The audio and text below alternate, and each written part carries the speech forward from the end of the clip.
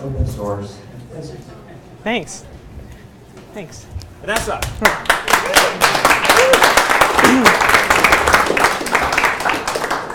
Thanks, guys. I'm Vanessa. I work for a software company called Boundless, where I don't write code. I don't sell contracts. I don't really do anything that's directly useful to anyone at all. My job there is to make sure that everybody else can do the things that they do really well. So that is, I make sure, or try to make sure, that we're a place that makes their work successful, enjoyable, profitable, that sort of thing. And I'm here to talk about open source citizenship. Now, I've been thinking about this because recently a colleague of mine, who always looks like that, gave an awesome talk about open source citizenship, and he gave it twice because he felt like it was so important we didn't get it. Now, his talk, which is really awesome, much better than this one, describes how the various actors in open source communities operate from two perspectives.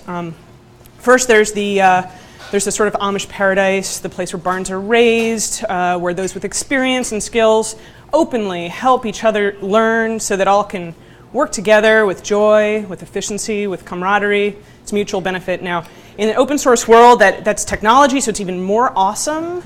And you're building awesome barns, and everything feels really good. And so everyone's job every day feels like you're on this great team. Now, on the other hand, as he mentions in this talk, open source can be just kind of a PR strategy.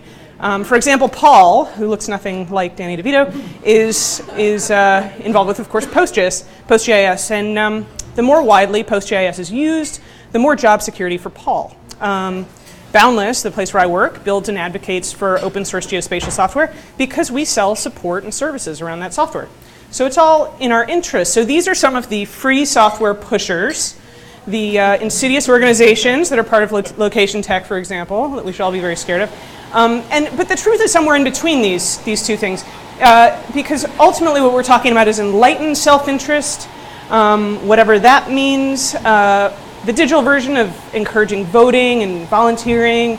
I make my community better, in turn it's better for me. And the question is, how do places, rather than individual people, encourage that? Because I'm thinking about our place. I'm thinking about our company, and some of the people here are thinking about their government agencies, their companies, their nonprofits, that sort of thing. So my question is this: how can places, governments, companies, nonprofits, community groups, be good places for open source citizenship?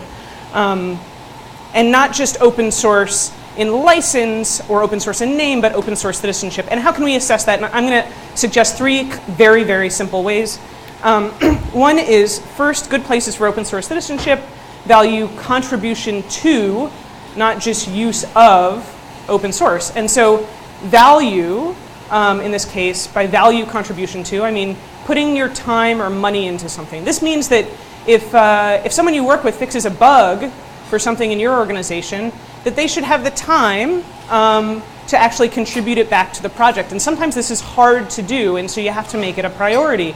How can you tell when this is working? Well, you can tell when lots of people are contributing lots of things to the things that you use, and when the people that you work with are doing that. It's not about the number of downloads, the number of users. It's not necessarily even about the number of repos, though that's kind of an interesting number too. Instead, it's about the vibrancy of a project. So for a lot of people, if you look at OLO, you can see places where there's high activity, where there's lots of contributors, or in these cases, very high activity. Second, places that are good for open source citizens value all sorts of contributions, not just code. We sometimes forget this. Contributing data, cleaning up data, the saints that clean up data, documentation, teaching and helping, answering questions. How do you assess this? One is to look over time, which is sometimes hard to do. Are more people getting involved in more ways in your organization, or are fewer getting involved? And the third, and this is simple, this is what your grandmother told you, it's nice to be welcoming. And part of being welcoming, I think, is being forgiving. So if your organization's welcoming to outsiders, to contrary opinions inside the organization and outside, to experiments, to mistakes, you're probably doing something right, and you're probably going to encourage the sort of all sorts of contributions that are contributions that make open source more than a license. So for example, actively looking for new people, you don't have to say, here's some code for you, but you can say, hey, you're a newbie. I can help.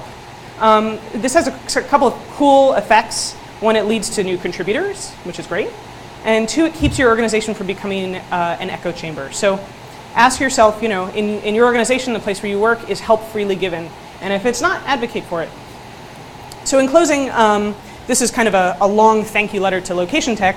I just want to thank everybody who's contributed to the Location Tech Tour, because it makes open source geospatial an awesome sort of barn raising. And because Location Tech is the sort of organization that helps other places become better places for open source citizens. So thanks a lot.